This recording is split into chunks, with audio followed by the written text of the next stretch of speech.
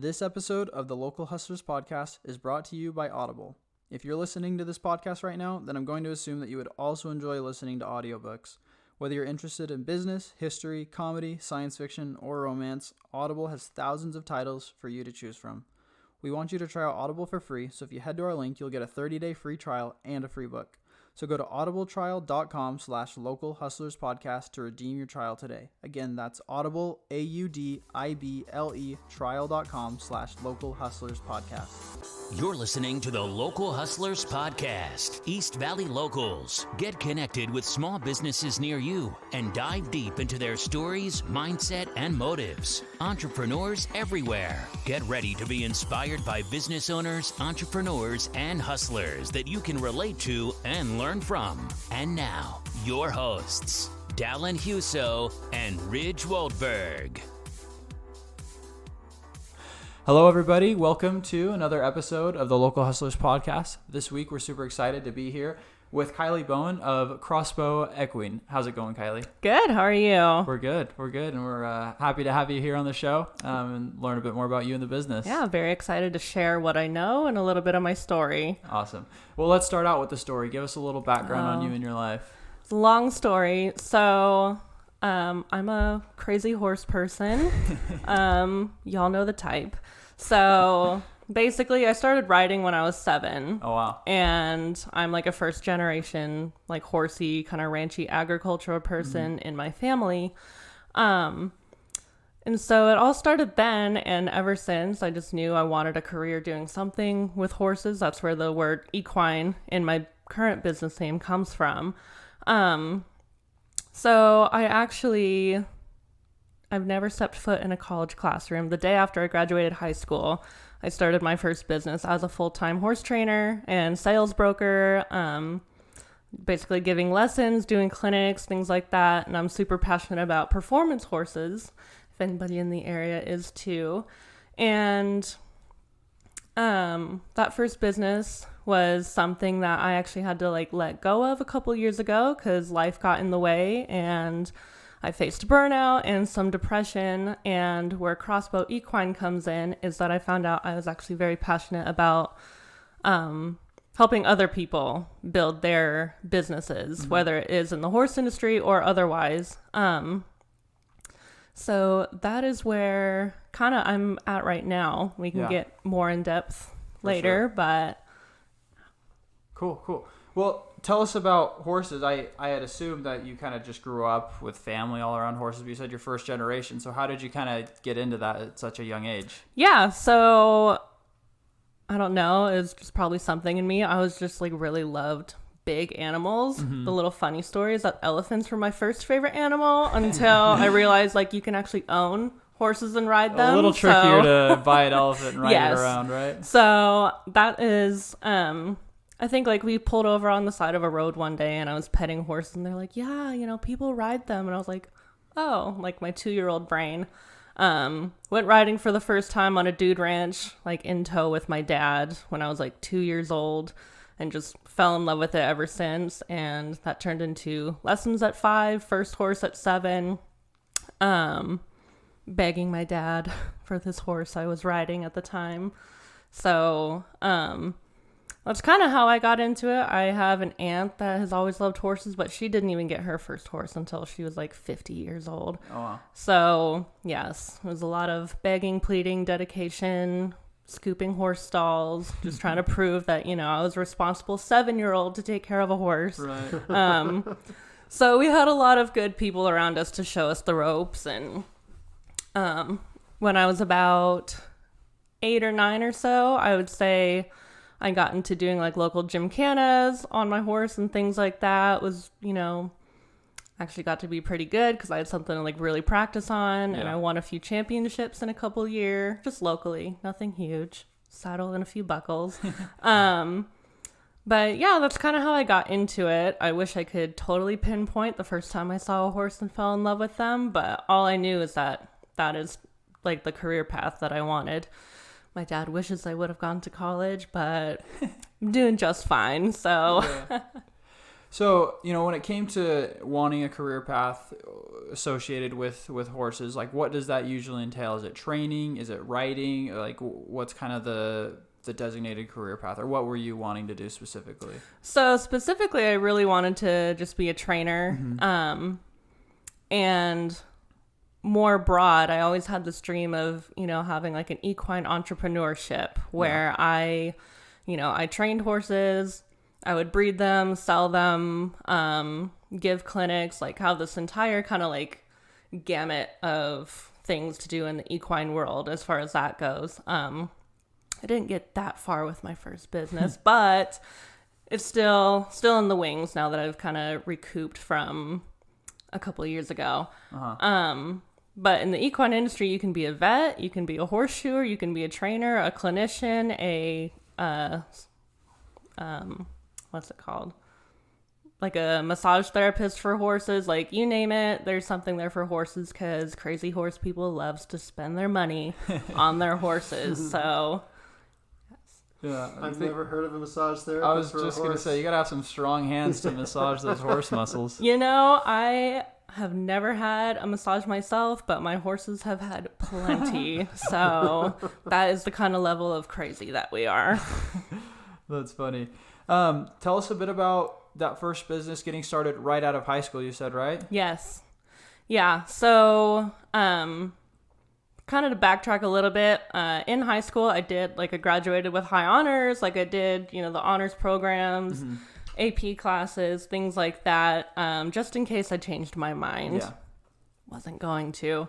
And, always did my best, but I've just always had this vision of, I don't want to work for anybody else but myself. And it wasn't until I was 22 that I actually filled out a W-2 for the first time. But so it was, this is the part you'll need to cut out because I trip over my words.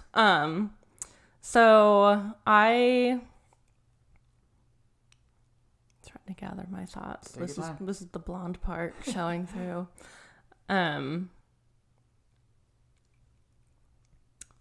So the day right after high school was when I actually filed my first LLC, made it official. And all throughout high school, I had spent time apprenticing with another local trainer that specialized in a equine sport called cutting that I absolutely fell in love with. And that was after my barrel racing career.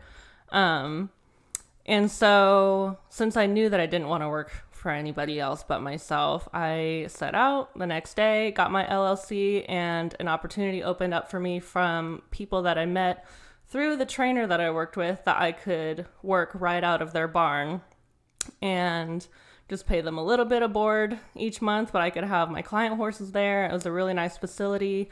And literally the day after my graduation party, I loaded up my horses from my house, took them up to the Lehigh area, and just got started working there and advertising, and up at 4:30 in the morning and would sleep in the afternoon because it's way too hot down here. So that's basically kind of my education level. And I'm not ashamed of it either. I feel like there's a lot of opportunities to learn how to make money, make a living, do something for yourself that doesn't have to involve getting a degree. For sure. I'm not, diminishing college or higher education, but that just wasn't something that I wanted to do, is spend my time in a classroom more than I felt like I had to. So it's worked out. Yeah. So talk to us a little bit about, Kylie, you had this kind of inert passion for horses. Yes. Since the time that you can remember as a little girl. And I have some sense of that. I love horses. They're just a majestic animal. I see a horse and it puts a smile on my face. They're just an amazing animal. And you also mentioned that you face burnout and depression even with that. How did that passion evolve into burnout, and where did you lose the passion, and what lessons did you learn about passion through that process? Yeah, so we can get a little deep here. Since, having kind of that equine entrepreneur journey was the only thing I could ever think about. I did have a boyfriend I was dating, and so part of the burnout leading up to it was, yes, I knew how to train horses, and I had somewhat of a good concept of like good customer service and, trying to add value, but it wasn't until after I was like in the depths of despair, if you want to call it that I didn't realize like that my mindset had faltered. And that was because I was not putting into myself what I was putting into other people or even the horses, and like my own self-development, things like that. So when I hit burnout, it was that I had like 12 horses, and I had, people. I like to think that I practice resilience a lot, because especially in this industry, people will tear you down. They'll say, you did XYZ to my horse, I'm not satisfied, blah, blah. And even though you put in your contracts and you try to make them happy and do whatever, now we have social media where it's always everybody's turn every single day to try to have their career ruined. But so I'd bounce back, I would do all these things, and then my relationship ended as well. And I also didn't fully understand the concept of outsourcing. So, and all that could have meant for me was just hiring somebody to come clean horse stalls and feed 1 or 2 times a day. And I would have had more time to actually train horses and work on my business instead of in my business, I wasn't getting paid to clean my own stalls. Right. So that happened. And then at a different facility that I had upgraded to less than a year into business, and I was there for almost 5 years. The guy, he's very nice in like a lot of ways for allowing me to have my business run out of there, but there were also some kind of undermining things that had happened, and he lied to me about putting his place on the market. So I felt like I was trapped, kind of with like no place to go, on top of being just burnt out and tired and exhausted and being depressed. Not just from my breakup, but just because like I said, I was not pouring into my own self-development and developing the mindset that I needed to. So that was a huge, huge struggle for me about a couple years ago. Sounds like a couple things all at once just kind of hit you and caused all this. Couple things to touch on. So one of them, you mentioned that you, I guess, maybe weren't fully educated on like some of the abilities to outsource. Do you feel like that was just like a lack of knowledge or an ability to receive like entrepreneurial, business owner knowledge around you to know like, hey, this is possible. Like once you get to a certain point in business, it's good to try to scale and grow and outsource and hire people to take on the tasks that you can't have. Do you feel like that kind of was an influence on it? Yeah. And I mean, like, my boyfriend that I was dating at the time, his dad is, very successful entrepreneur, and he would say a few things every now and then. I guess it was a lot of my own mindset around money management. So it was, well, I could pay the neighbor kid $400 a month, or I could hang on to that, and I don't know what I was planning on doing with it, but it was more of the, I failed to learn those like principles that I could actually do more and start to scale had I just paid somebody to take care of like the dirty work for me.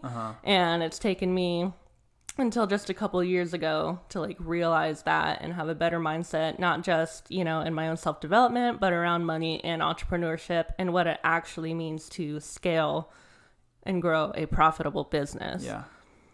No, it's very tempting to say, I could hire someone to do this job, but I could save that money if I just do it myself. And like you said, it's like, what were you going to do with that money anyways? Did you really need? It's one thing if you absolutely needed that $400, but it's not if it's just sitting there. Like being able to hire someone to do those small tasks allows you to focus on the important aspects of growing the business and scaling it. And although you lose that $400 initially, eventually I'm sure you probably can see as well that you would have made that as well as much more by being Oh. able to focus on the most important aspects of your business. Absolutely. You know, I could have spent more time working on like marketing at the end Yeah. of the day, or, you know, really with the time that it took me to clean all these horse pens, as the example that we're using, shoveling crap, is I could have had more time to take on like 2 more client horses, which would have, you know, paying the neighbor kid over here $400 was only half a horse. And I would have had time to take on 2 or 3 more. And then, you know, with that 3 or 4 more extra income, then I can hire a loper. It's essentially like an assistant rider. And then we can grow from there. And at that time, I didn't quite understand that concept. I just saw it as money going out of my pocket. And, oh my God, I have to buy hay for horses.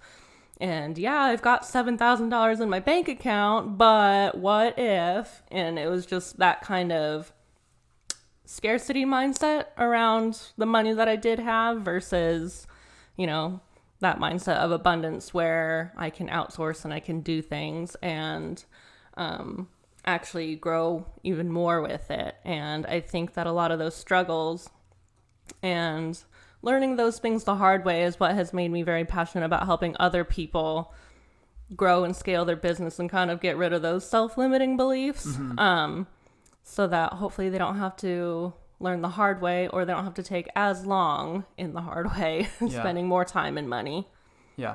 No, it's funny. We think we're saving $400 by shoveling the poop, but it's actually costing us money because we're not able to do those other tasks that's going to make us all that money that we can't see now because we wanted to save, quote, that $400. Exactly. Yeah. Exactly. Well, I definitely want to kind of hear how you made that mindset shift, because it sounds like you have a totally different mindset now than where you're at. First, I want to know, I guess, how did this affect your relationship and your passion for horses? Did it have a lasting impact, or do you feel like you still have that love there?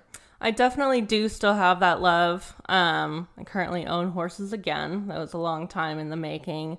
But there for a minute, it was never that I didn't love them. It was that because I had turned that into my job, that had turned into being so stressful. Like I didn't even want to like look at a horse, you know, or people would ask me to like come ride with them, like ride one of their horses. And I'd be like, and I would make excuses. I'd say, oh, I'm sick, or, you know, and to be fully transparent, I ended up having also a little bit of a drinking problem too. And you know, I couldn't see it then. I just thought I was being young and in my 20s and also hustling and, you know, having my business and, you know, the whole gamut. I'm just like the cowgirl version of it. Heading out, you know, getting wings and shots of Jack Daniels. But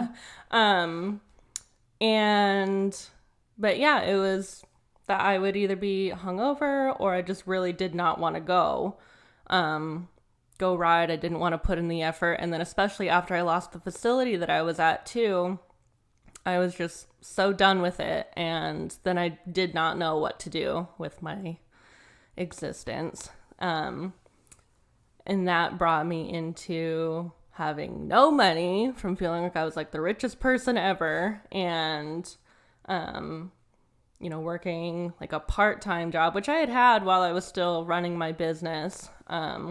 I got that a little bit later on, but I was only working like 2 days a week. My rent was $600. I was making like $850 a month. At one point, I went like negative $400 in my bank account. And at one point, I just like completely lost it. And I, you know, a couple days after that, I just made the decision that I never want to feel this way again. And I never want to feel so like helpless and hopeless and, you know, like what the hell happened, essentially. So making that mindset shift was just, I talked to a friend not too long after that, and she brought up the word intentional, and that kind of changed my life. So that's been one of my favorite words these past couple of years. Did they dig in? I love that word, intentional. Talk to us about, word associations you have with intentional. Like, what is your idea of intentional, and what difference has it made? Yeah, so for me, when I think of the word intentional, it's just setting out, like, who do I want to be and what do I want to do? And instead of just letting, like, life grab me wherever it's throwing me and feeling like I'm spinning out of control, it's, I'm going to write down an action plan or write down one more thing I can do in a day that's going to put me closer to my goals versus farther. It's, how do I want to be in a relationship? It's how do I want to be presenting myself to people in business, and how do I want to, take care of myself, because I really wasn't for a really long time, and it's a miracle I was able to keep my apartment, honestly. Very nice landlady. And so when I think of intention, it's just, you're being precise, and that kind of like precision mindset too is something that I was actually taught back when I was 16 and working for this other horse trainer. And it's something so simple, but I'd be sitting there riding and he'd just say, you need to be precise. So when I kind of relate that back to how I train horses and kind of like my style, it's, there's a system, there's a method. I'm not just out there running circles around and, not having a process. It's being precise, it's being disciplined, and it's being, I guess maybe strong-willed enough to actually like make yourself do it, but it's really less motivation and more discipline if that's something that you really, really want. Yeah. And, at some point I was like, well, maybe I am just meant to have an office job, and maybe I am just meant to, not live this extraordinary life that I used to think. And that shifted. I couldn't tell you exactly when, but I was like, no, I'm a badass. We still got this. So that's where we're at now. I love it. Well, I know you're such a big fan of intentions and that word. Do you have any further insights on? I love that precision concept that you shared, Kylie. When I think of intention, I think, getting really clear on what you're committed to. You mentioned, what's my life purpose, which is similar to what I'm thinking in terms of what am I committed to and what do I want to create, right? And then with that clarity and precision, then it becomes a reality. And without that intention, you really don't know where you end up, and things happen or don't happen according to plan. And it's just really not, there's, in the horse world, I'm sure there's, horses that they're alive, they can be ridden, but they don't respond. They Correct. They haven't had that intentional training. Mm-hmm. And I see it every day. Yeah.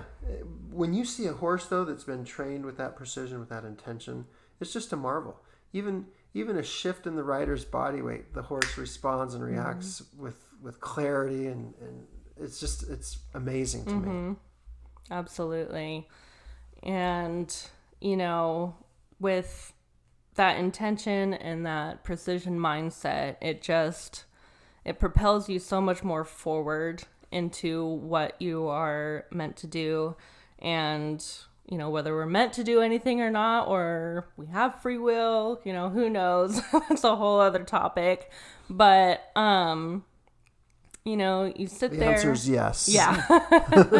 Right. The answer is yes to both of yes. them. And so as you're going through the motions, or like maybe you feel stuck or even overwhelmed while you're recovering from feeling overwhelmed, you're like, well, what do I do next? This is how I want my life to how I want my life to look like. You look at the big picture, and then you start figuring out ways to get there. And sometimes it feels overwhelming to think about all the things that you need to do. And that was another part of my overwhelm too, is I kept having this big vision, but I would be like spinning my wheels and not getting any closer to where I really wanted to be. So one of the biggest things that I've learned in these past couple of years, as I've, come out of the rut and done my self-development and things like that, is that it is easier to fix something than it is to start. You just have to put things in motion, even if, you know, your first product of something sucks. You just got to keep, you know, moving the needle forward and getting creative, and that creative energy will come to you the more that you do something. And I think that that is also really important. Cool. Have you had any tips to success for kind of just breaking things down? Because like you said, it could be so overwhelming when you look at where you want to be and you look at the big picture and you see how many steps you have to take to get there. That can seem daunting and overwhelming to people. How have you kind of been able to break that down and just, you know, looking at one thing and what I have to do today to get to that point? Yeah, so I am a huge proponent of just writing things down, even if it looks like chicken scratch or it's just a giant brain dump or whatever. And then from there, that allows your brain to have kind of more clarity because it's all out. And then you can start, like pinpointing, you know, okay, this feels right. We're going to try this. And even trying something is better than not doing anything. Yeah. So, you know, as you're moving forward, like for instance, okay, I want to start a horse training business. What's my first step? Instead of, okay, you know, I need to file the business, I need to, you know, get clients. So, and then getting clients requires the marketing, and then getting the marketing requires money behind, and it goes on, and you, you know, run the hamster wheel in your brain. It's just one thing at a time. Yeah. And even if that one thing is just buying a project horse, seeing how your methods work, seeing how you can, you know, influence people, seeing how you can show up for other people too, then that also allows people to, you know more of your story and not just what you can do. Love it. Talking about intention, so something clicked obviously when you heard about intention, the power of just, you know, having an end goal and you know, then taking steps to reach there, not just letting life take you wherever you want, but, you know, having control over what your life is. Do you mind sharing us kind of some of what your intentions were and what the steps you started to take from where you were kind of at that down point in life and what you've kind of done to turn things around since then? Yeah. So, I was still living in that apartment, that I was in, and you know, after I met up with my friend that day and she mentioned the word intention, and like I said, I've always been a person to just like write things down as I get ideas. So just like one of the, you know, most simple first steps is I went to Walmart, I bought a couple of notebooks, I designated one to journaling, one to business ideas, and the other one to how do I actually want to like live my life, kind of like an ideal like daily routine, things like that. So that was kind of like my first step. And if that sounds overwhelming, just buy one notebook and dedicate it to just yourself if you're not yet in the mode for, you know, starting your business or have those ideas. But once you just start, you know, okay, I'm going to wake up at this time every day, and the main reason why I'm doing this is to show myself that I'm going to do the things I tell myself I'm going to do. Because a lot of us like to say, yeah, I'm going to get up tomorrow, I'm going to go for a run, then I'm going to go to the barn, and then afterwards I'm going to go home and make dinner for my boyfriend, and it's going to be great, and I'm going to work on my side hustle, and then you do half of one of those things. And that's why it doesn't have to be so grand at first. It can just be, I'm going to wake up and make my bed, and then what? And then, because I'm a big proponent too of, okay, if I do this, then what? And that goes for positive and negative things too. Yeah. So. And talk about kind of where that's led you, because obviously you've now been able to start a new business. Was that something that, you know, right away after figuring out what your intentions were, you came up with this, or did it take some time to kind of, you know, figure out what your next, I guess, big plan was in life? Yeah, so I'd say it was like August of 2019. I had like 5 or 6 different like business ideas. I was like, well, I could do, you know, just like business consulting, or I could see about, you know, my brother has a house down here and he lives in Seattle. I'm like, I could manage your property. And I was like, property manager, like anything but anything with the horses. I was like, I'm done. And then, of course, I'm still a part of like all the Facebook groups that have horse sales on them, trainers, blah, blah. And I found myself getting frustrated, like reading their ads. And I'm like, if I could just, help them, that would be so great. Maybe more satisfying for me, but like they could make so much more money if they just did this.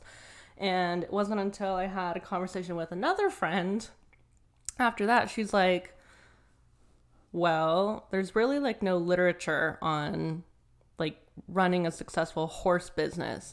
Mind you, I do have clients in multiple different niches, but this is like my very specific area. And I was like, you're right.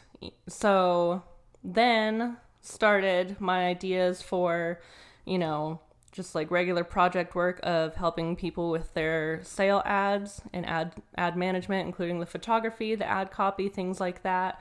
And then it turned into, well, I can manage equine business social media. So I have a great lot of awesome clients now that are making waves in their areas of that industry. And then it turned into, I'm going to make digital products that I can sell to have a little bit of residual income. And then it just kind of started snowballing. It's still snowballing a little bit in my brain as I'm thinking of ways to continue to add value and serve people. But that's kind of where it started, was just, there's really like no information because everybody in that horse industry keeps things so close to their chest because they don't want to give away their secrets. For sure. And I'm not giving away training secrets. You can keep those close to your chest, but actually showing people how they can make it in this industry and make that money has become something that I'm very passionate about because I learned things the hard way. Do you spend more time cleaning your pool than you spend swimming in it?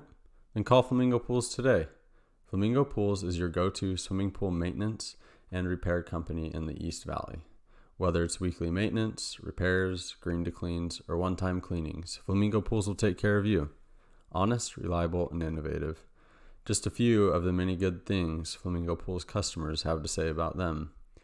Ask them about their mineral treatment, which will keep your chemical levels down, allowing you to have a healthier bathing experience. At Flamingo Pools, they know that your pool was made to be enjoyed, so let them handle the rest. Check them out at azflamingopools.com or give them a call at 480-422-6013.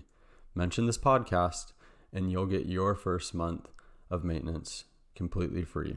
That's azflamingopools.com and 480-422-6013. So handling advertising and social media is a pretty important part of a business, and definitely takes some time or skill or training.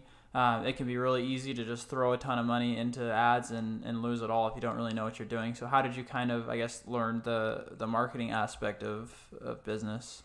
Yeah, so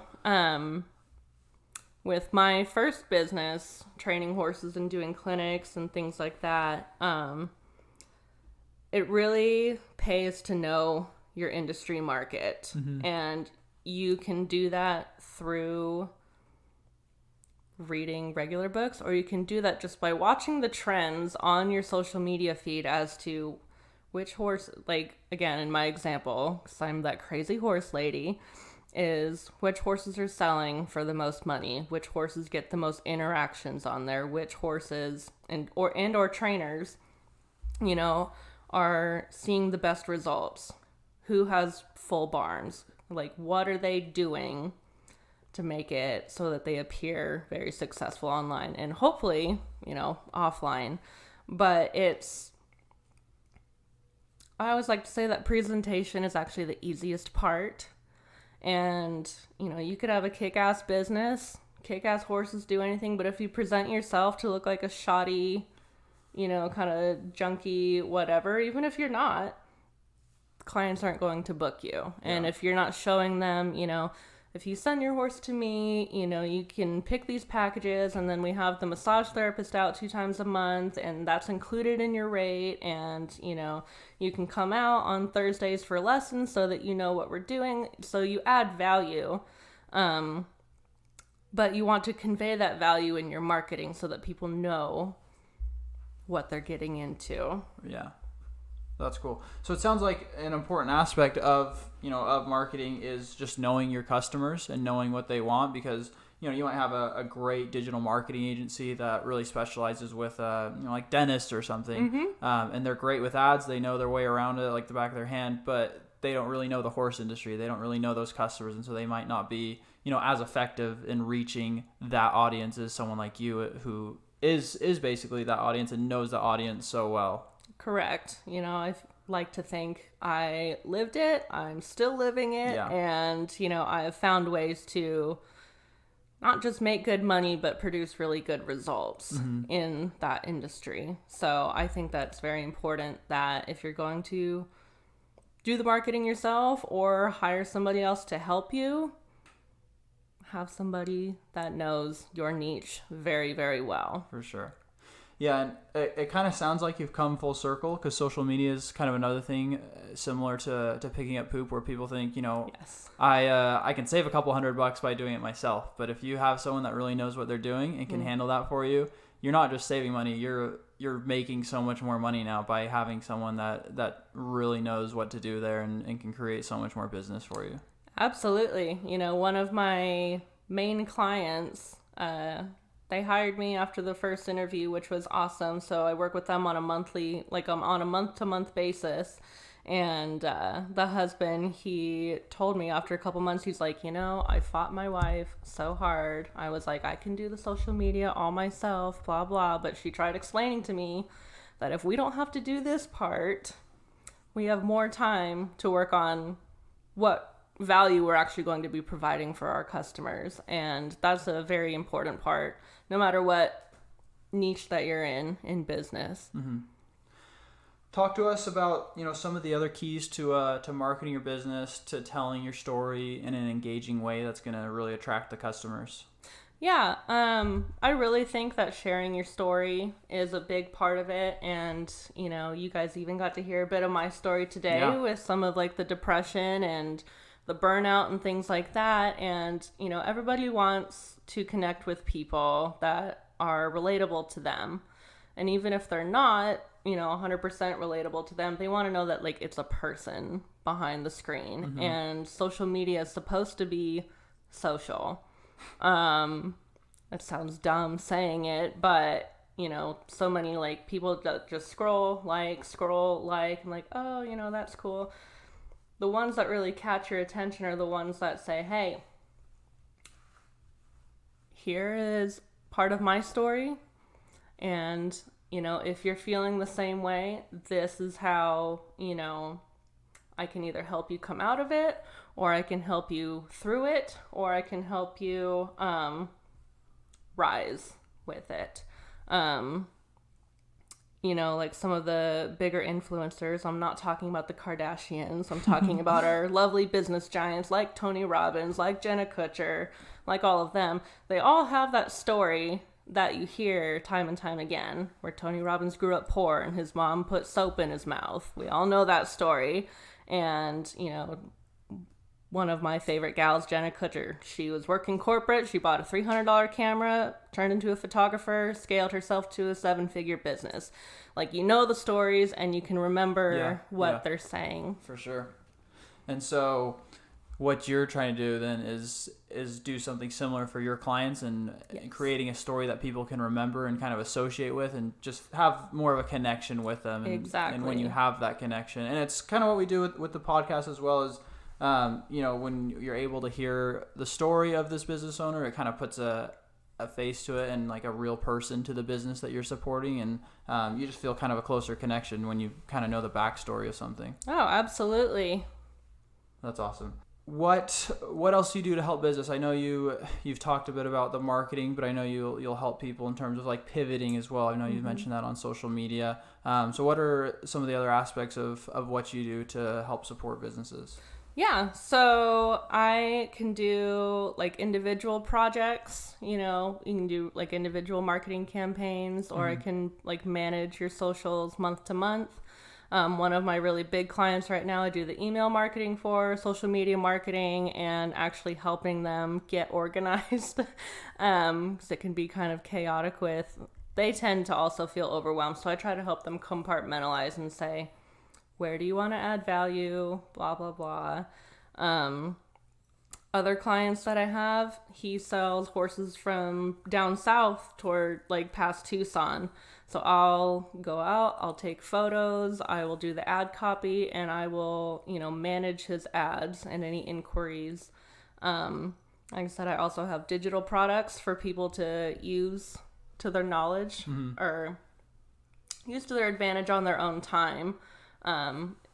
If they don't want to fork out, X amount, $100 every month, they can have something that's tangible that they can use to help further their knowledge of business. It's basically it for now, but there are always bigger things coming. Secrets for anything you're going to share, or is it a secret for now?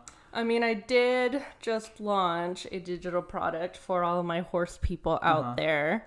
It's called the Equine Entrepreneur Starter Bundle. It's got a bunch of contract templates. It's got a guide to setting up your equine business, what to look for in equine business insurance, and also templates for like planning out your weeks or your days, because a lot of planners just don't get us horse people. So I decided to create a little template.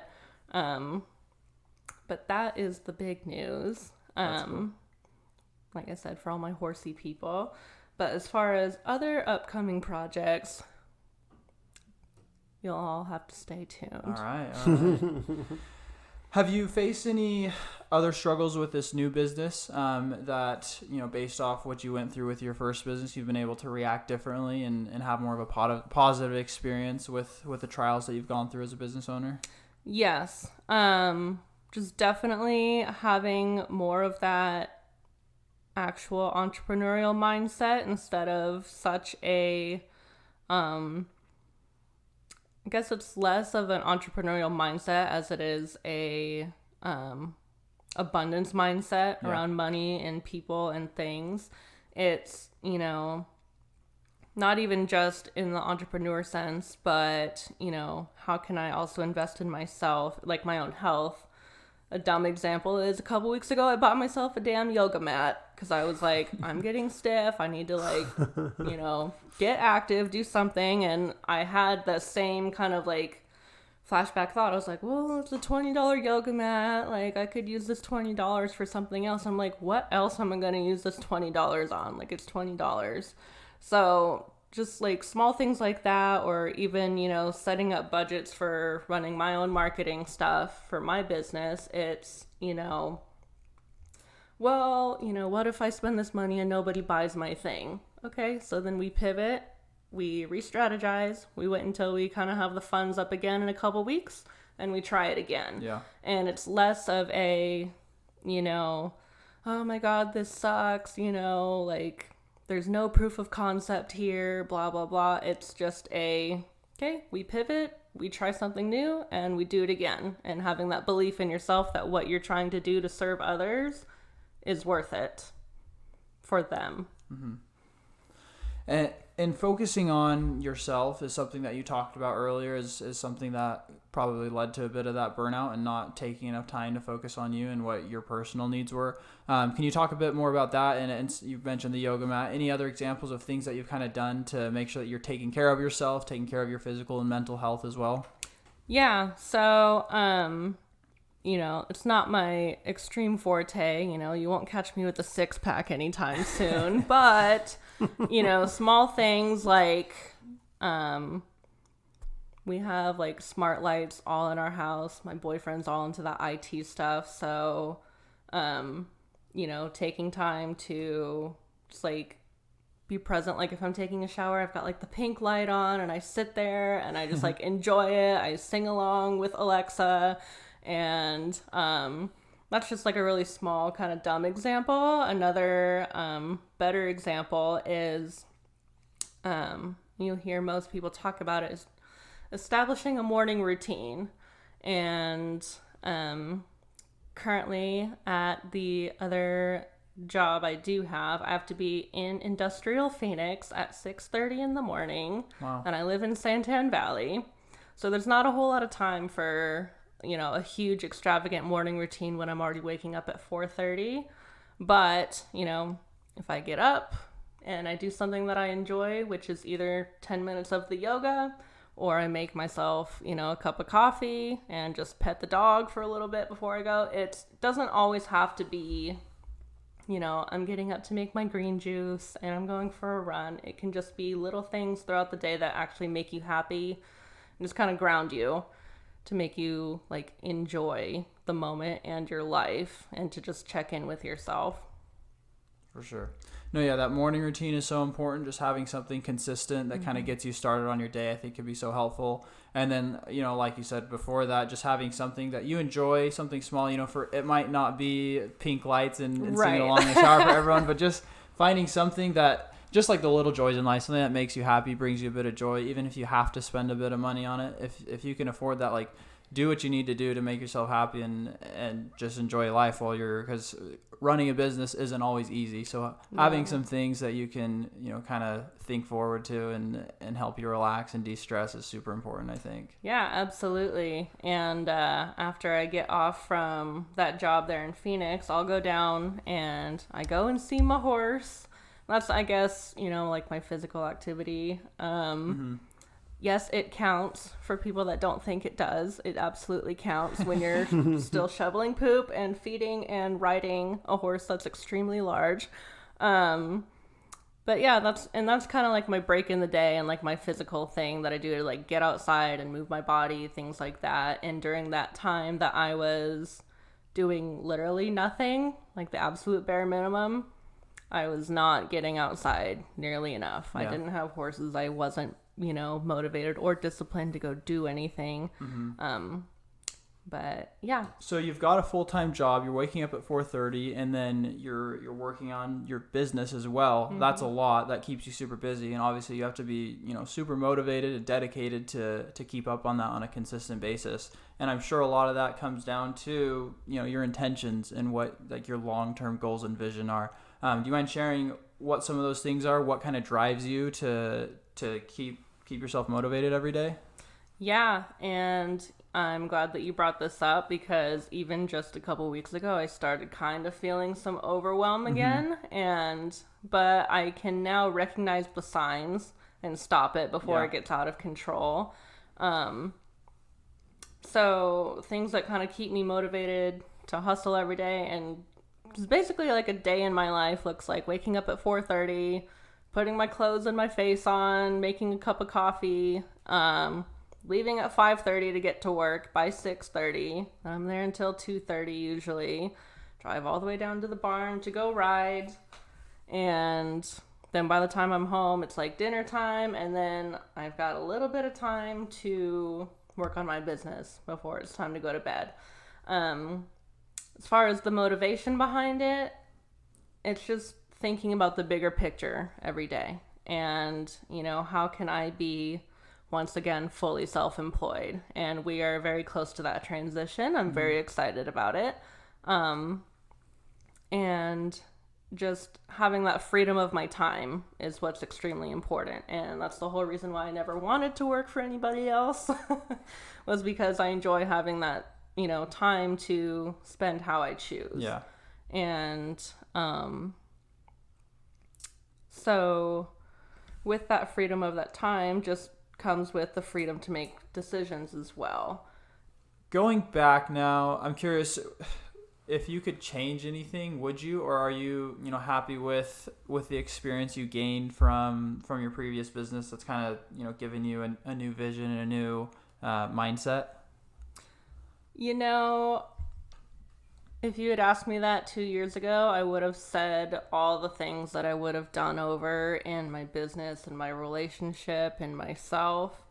You're asking me today, though, and the answer is no, I would not change anything, because everything that I went through during that period where I was so, just down and out, for lack of better words, has helped me to see more of that bigger picture as far as, I'm not just wanting to have a business to have the glory and the titles and the whatever it was. And I come to realize that is more what I wanted. I wanted money, and I wanted to ride pretty horses every day, and, great.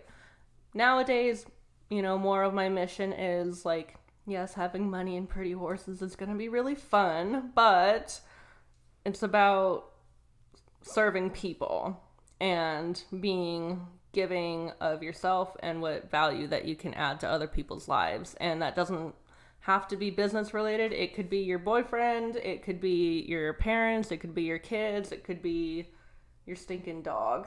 So, but just, finding something that brings you to a higher purpose other than yourself. As cliche as it sounds, it is, an absolute game changer when you shift more into that mindset. Love it. It's kind of a two-part question here as we're getting ready to close up, but when it comes to burnout, number one, what would your advice be to a brand new entrepreneur, someone starting off? What are some things that you wish you would have known starting off that someone can implement right away to avoid facing that burnout? That is a great question. I wish I would have known just very simple business mechanics. That's, I guess, what a lot of people go to, college for, but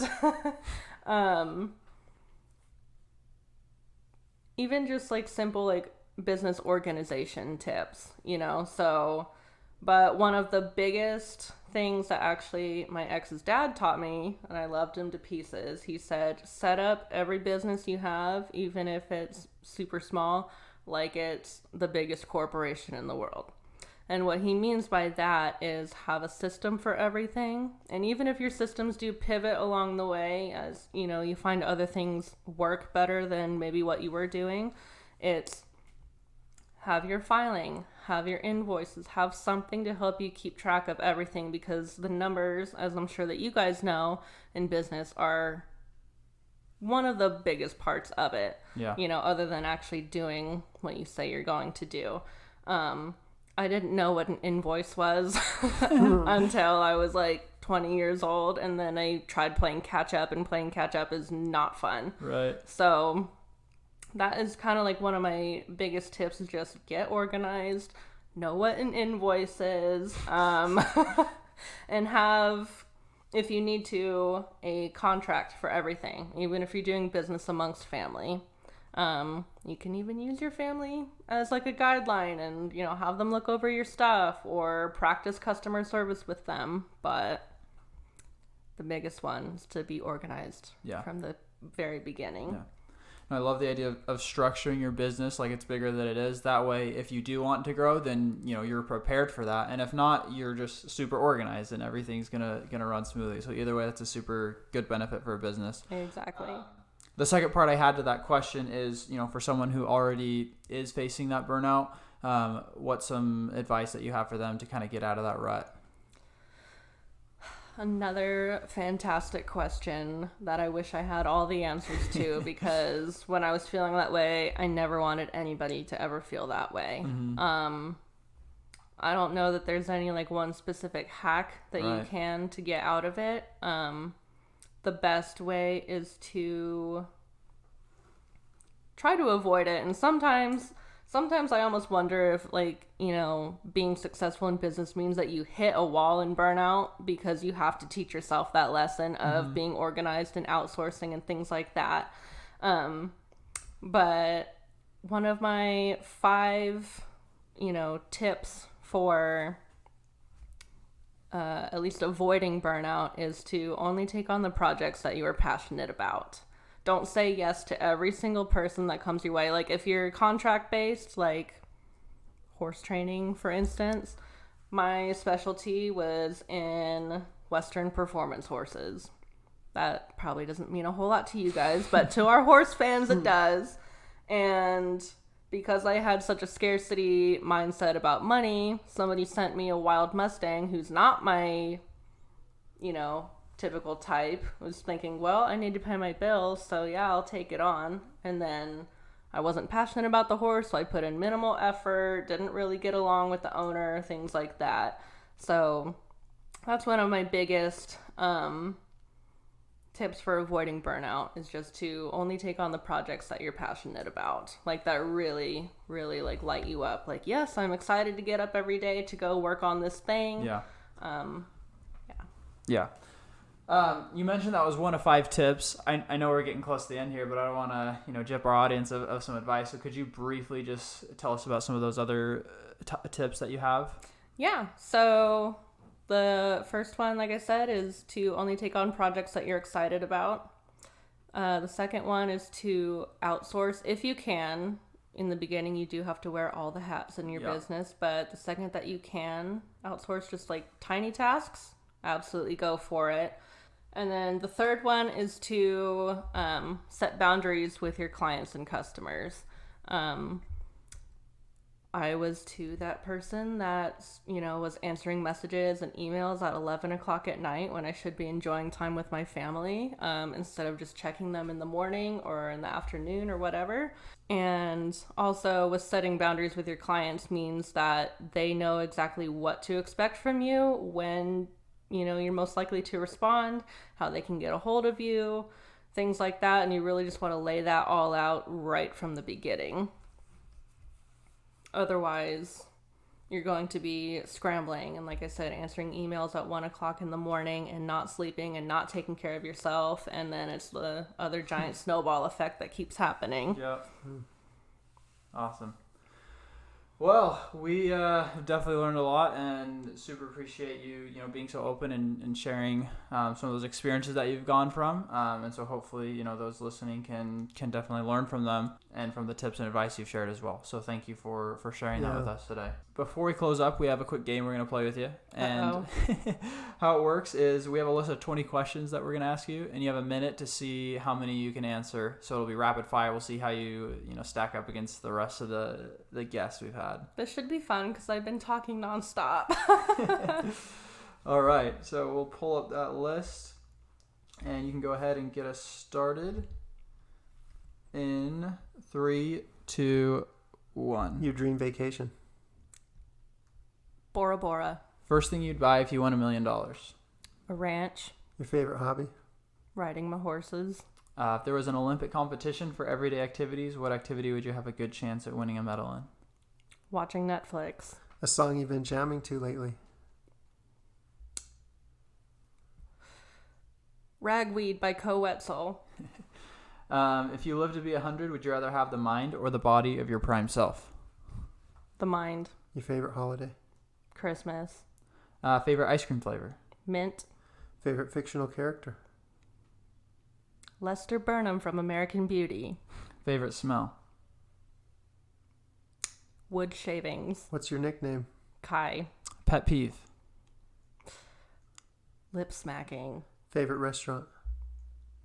The Keg. If you could switch places with someone for a day, who would it be?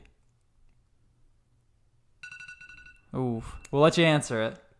Probably my boyfriend. I'm very curious about that one. That's funny. Awesome. Well, we got 14. That's pretty good. Not bad. Awesome. Okay. Well, thanks again, Kylie. As we're closing up here, why don't you let our audience know where they can connect with you, where they can find out more about you and your business? Yeah, if you guys want to connect with me, I am on Instagram. That is going to be at Crossbow Equine Co. On Facebook, I am as well, just Crossbow Equine on Facebook. Cool. Yeah, I'm usually more popping on the Instagram, but I'm always looking forward to meeting and connecting with more people. For sure. And then I know you have a little special offer for our listeners as well. Could you just quickly share that? I do. I have a little marketing guide I'm going to be giving to you guys, and it'll probably even have a few more goodies in it for you to follow along, but just something to help get you started and some things to think about as you're either continuing on in your business journey or just getting started. Awesome. Love it. Okay, well, thanks again, Kylie. Thank you, Kylie. Really enjoyed having you on. All right, well, we will catch you all next week. Hey guys, thanks so much for listening. Just a few things before we go. First off, if you or someone you know is an entrepreneur in the East Valley, we'd love to have you on the show. Please get in touch with us by emailing us at localhustlerspodcast@gmail.com or DM us on Instagram at localhustlerspodcast. You can also follow us on Instagram, Facebook, and LinkedIn for the latest news and updates. Also, if you enjoyed the show, please take a few seconds to rate and review and hit that subscribe button. It lets us know how we're doing and helps us grow so we can reach more locals, entrepreneurs, and help small businesses grow. Thanks, guys.